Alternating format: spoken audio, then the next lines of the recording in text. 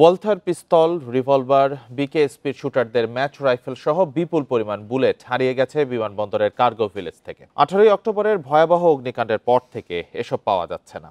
তবে বিমান কর্তৃপক্ষ বলছে 5 বছরের অধিক সময় অস্ত্রগুলো আমদানিকারক ছাড় না করায় এমন বিপর্যয় তৈরি হয়। আর স্বরাষ্ট্র মন্ত্রণালয়ে তদন্তের আগে কথা বলতে রাজি নয় কাস্টমস। শাহজালাল বিমানবন্দরের কার্গো ভিলেজে আগুন লাগে 18 অক্টোবর। তাতে পুড়ে যায় আমদানি করা বিপুল পরিমাণের পণ্য। অগ্নিকাণ্ডের পর থেকে দুটি কোম্পানির অর্ধশত অস্ত্র পাওয়া যাচ্ছে না। সেগুলো রাখা ছিল অগ্নি প্রতিরোধী স্ট্রং রুমে। কম দামি পিস্তলগুলো থাকলেও দামি অস্ত্রগুলো হারিয়ে গেছে বলে দাবি আমদানিকারকের। এছাড়া বিকেএসপির কিছু রাইফেলও পাওয়া যায়নি।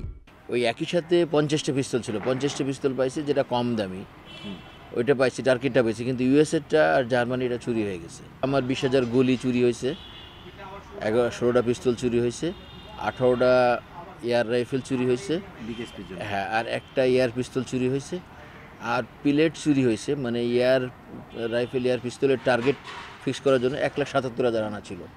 বিমান কর্তৃপক্ষ জানালো, অস্ত্রগুলো 2020 ও 21 সালে আমদানি করা হলেও এতদিন নেননি আমদানিকারক। আর বিমানের কার্গো ভিলেজে নিরাপত্তার দায়িত্ব বিমান বাহিনী সহ অন্তত 5টি প্রতিষ্ঠানের।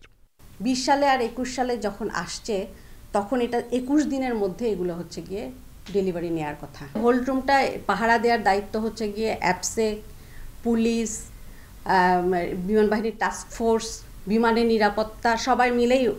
কাস্টমস বলছে, স্বরাষ্ট্র মন্ত্রণালয় তদন্ত প্রতিবেদনের আগে তাদের কিছু করার নাই।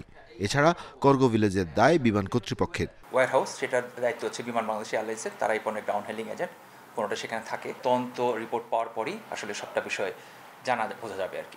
এই ঘটনায় জিডি করলেও আমদানিকারক বা বিমান কর্তৃপক্ষ কোনো মামলা করেননি।